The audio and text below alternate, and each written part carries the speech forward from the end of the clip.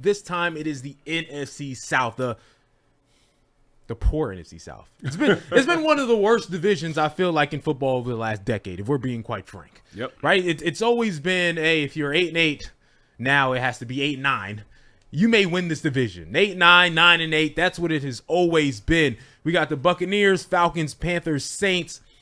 You know, a bunch of teams trying to get better, especially when it comes to the Falcons, Panthers, Saints. They've been down for a long time. So let's break down each team. Again, at the end, we'll give you a breakout player and who we think will be the division winner. We'll start from bottom to top, actually. We'll start with the Saints.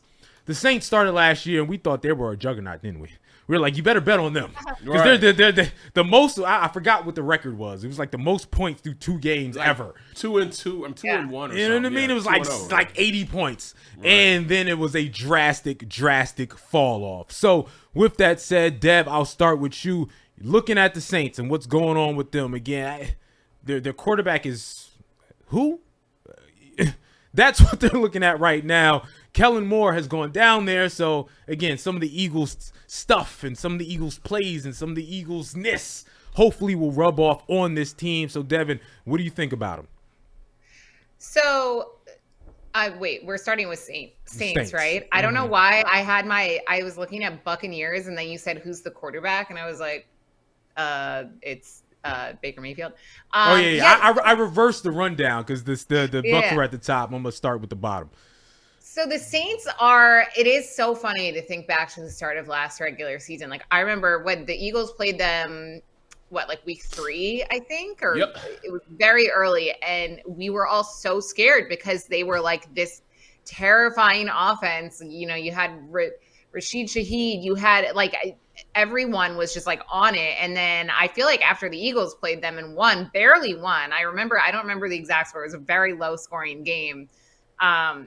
The Saints kind of were brought back down to earth. But I mean, Kellen Moore I think he's a good coach. Hot take here. I know he's coming from the world champion Philadelphia Eagles and, you know, their offense was great last year. I personally don't know if Kellen Moore is to be credited with a lot of that, honestly, just because he was a new OC coming into the Eagles last season. And we all talked about, you know, their offense had been stale the season before. They kept kind of trying to do the same things. And Kellen Moore is supposed to come in and introduce, you know, like more motion, more creative plays. And I don't know if I necessarily saw a ton of that from Kellen Moore. So I talked with a few different people around, you know, Philadelphia sports media and those who cover the Eagles when Kellen Moore was going through, you know, his interviews. And it wasn't, I know a lot of people get, you know, mad with coaches taking interviews in season and whatnot, especially, you know, when they're going to the Super Bowl, so they have a lengthened season. I didn't really care, and those who I've spoken to didn't care because it was like more of a surprise. Like, oh, okay, so I guess like this many teams are interested in Kellen Moore. Like, okay, you know, my point is I just don't know if he's going to be that big of a game changer for the Saints, just given that they have a mess of a quarterback situation. They have a mess of really both sides of the ball, the entire team. Like, I just don't know if he can turn it around this quickly. I think eventually he can, but this season, I mean, I think plus 1,000 odds to win the division is pretty spot on. Yeah, I'm with you. What about you, Barrett? This team will be absolutely horrible. Even though I like a couple of guys in their offensive line, you know, Cesar Ruiz, you know, he's a local guy, Camden guy. You know, I actually coached him a little bit, you know, when he was in high school. He'll be great.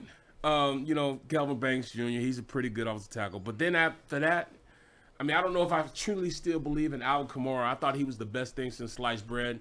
Multi-dimensional back. He can run in between the tackles. He can get to the outside. He was fast and catch passes out the back. I don't see him being that dynamic player anymore. So when you don't have a quarterback, you don't have a number one like Tyler Show. Who is he? Where is he from? I don't know anything about him. Spencer Ratliff, I know a little bit about him, but not enough. Jake, was it Hennier? I don't know any of those guys, you know, to be a franchise-changing quarterback type of guy. And just like you said, the head coach, coming from Philly, can he be dynamic? I don't think so. I just don't see him being that good of a coach to take this team to another level. I know the defense will be okay, but they've been robbed a little bit, pillaged, and they've taken a couple guys. I know Chase Young went there. He should be better than before. DeMario Davis is still one of the best interior linebackers in the league. Then after that, man, it's few and far between. So they better have one hell of a camp to show what this quarterback can do, or this whole team is taking a dive. Because if they don't have a lot of commitment with the quarterback and the offensive situation they have, it'll be a long season for the Saints. Yeah, quite frankly, we've already spent too much time on the Saints. I'm sorry. That's probably because of my offensive coordinator, Kellen Moore. Well, see, I'm a positive. Hey, Dev, I feel I'm a positive guy, and I was trying to say something positive, and it was really hard. No, I understand. I just feel like I just feel like once we got to 15 seconds, yeah. You know what I mean? This is a bad team. They're going to be bad. They're going to be the equivalent of the White Sox or the Twins, a team that's selling at the trade deadline. So let's try to take away whatever good players they have left. Right. That's what's going to happen during the trade deadline. Players left on their roster, by the way. I've never seen a team shell out as much as the Minnesota Twins did at the MLB trade deadline. Yeah, we quit. Crazy. We're bad. It's basically there. That's what the Saints are going to be. Cam Jordan, you still got a little bit left. Come on over. Right. So that's what they're going to be. So let's move on to the Panthers. The Panthers. Respectable at the end of the year. They were the joke of the league. People thought Bryce Young it's over. That was a terrible pick. And all of a sudden, he's a really good player. He can do some things. He led 3 overtime victories last year. It's like, all right, we do have a quarterback, right? With that, they draft a wide receiver for him. Odds to win the division plus 450. But at the end of last year, a scrappy team that gave people problems. Maybe they didn't win the game, but they gave people problems. Barrett, I'll start with you. What do you think about the Carolina Panthers led by Bryce Young? I think they'll be okay. They're not anything to write home to mom about. Bryce Young has some pretty good weapons he can throw to now. T. McMillan from Arizona, top wide receiver probably in the draft. Great size, 6'3", 6'4", can run. He's a plus for him. Jimmy Horn Jr., a definite plus for him, coming from Colorado. And then, Chuba Hubbard is a really good back. Rico Dowdle from Dallas goes up there. And after that, it's nothing I can talk about. Nothing really I can talk about. So, I mean, they'll be all right offensively. Defensively, I got to see what they are. I don't think they're made of enough, really, to be able to compete in that division and be tops of the division. They be right where they are, mid. It might be under 500 type of team. Okay, what you think, Dev? Yeah, I mean, they're kind of a conundrum because they have players who are, I don't want to say they have good players. They have players who are supposed to be good, I guess, right. Or at least Bryce Young was expected to be. He was a massive disappointment, but then last season showed, signs of life. And, is he a good quarterback? Is this him, finding his groove in the NFL? So I still personally don't know what to make of Bryce Young. I want him to succeed. Like, I'm rooting for Bryce Young because he went through it when he first got up to the NFL. And I know it's not easy playing for the Panthers. I mean, you look at their seasons. I was just trying to find their last winning season where they were above 500. And I'm still looking. Like, I'm going down. So last season they were 5-12, 2-15 in 23. Got a little better. 22 was 7-10. I'm pretty sure it was Cam Newton in like 2017. It was it was 2017. They were 11-5. That was their last winning season. Yeah. So I don't know who the quarterback was then. It was Cam. Mm-hmm. Was he there in 20? That sounds more recent, I guess, in my brain than it was. So yeah, I mean they're due for the come up, but I don't know, if that's going to be this season. I think they'll probably win more than 5 games, but that's not saying a lot. Yeah, I mean, I'm with you, but I think this, unlike the Saints, I think they have a good foundation and they're going up. Yep. Right, like I think Bryce Young, Chuba Hubbard, you said Rico Dowdle is a pretty good running back coming out. Trevor Etienne, your guy, coming off the bench. Again, they drafted the best wide receiver. I don't know how to say your first name, sorry, but McMillan out of the draft. Xavier Legette, good dude. he's a pretty good wide receiver. Hunter Renfrow, when he's healthy, good wide receiver. So they have weapons. I mean, their defense is not very good. Y'all gonna stop disrespect my man Adam Thielen, man. I know he's old as Methuselah, but he's old. He gets it done. Old vet gets it done. Yeah, he gets it done. They got a lot of young weapons that are going to be good for the future, and they're going to take their lumps this season. Yep. But I think they'll get better, and so that's what you have to look out for this team to sort of win 6 games, maybe win 7 games, but just be a team that fights and that's really good in that way. Again, they're not going to win any division, but don't sleep on it yet. They're going to compete. Next team, Atlanta Falcons. Okay, Penix Jr. in, Kirk Cousins sitting down.